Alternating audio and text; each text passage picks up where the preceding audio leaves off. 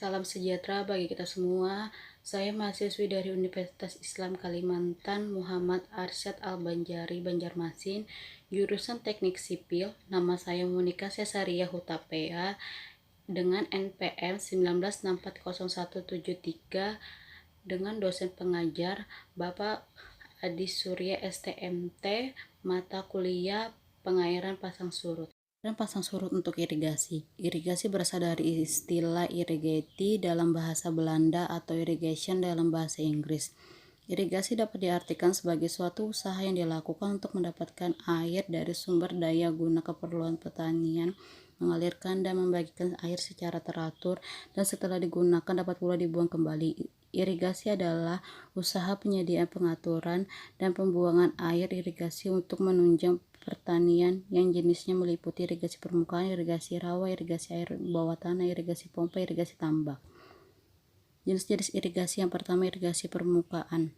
Irigasi yang pertama adalah irigasi permukaan yang dianggap sebagai metode paling kuno dalam pertanian Indonesia. Metode ini juga dapat terbilang paling mudah, yaitu air untuk irigasi diambil dari sumber air terdekat seperti sungai atau bahkan waduk atau bendungan.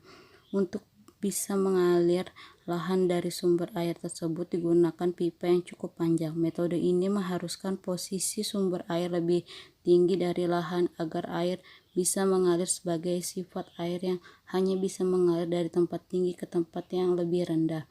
Karena itu lahan yang lebih tinggi jelas lebih dulu mendapatkan asupan air dibandingkan lahan yang lebih rendah.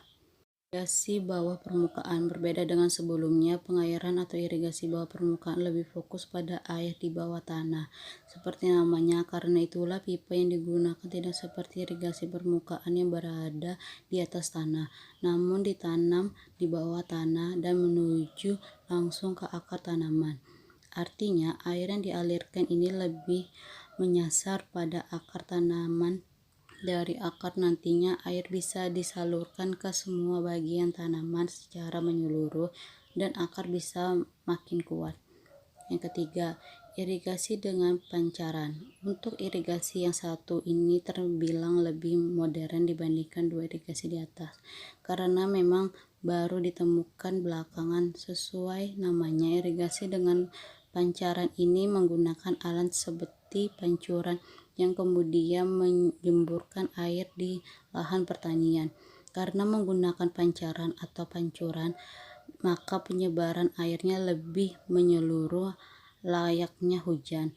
Namun tak semua petani bisa menggunakan irigasi jenis ini karena alat pancurannya yang tergolong mahal. Keempat, irigasi tetes.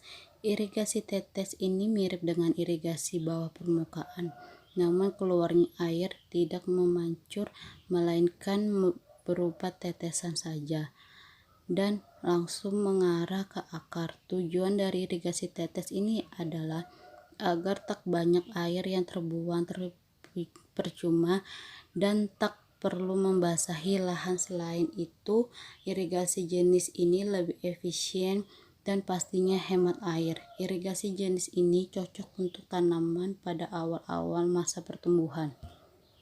Kesimpulan, irigasi adalah penyediaan, pengambilan, pembagian, pemberian, dan pengaliran air menggunakan sistem saluran dan bangunan tertentu dengan tujuan sebagai penunjang produksi pertanian, persawahan, dan perikanan.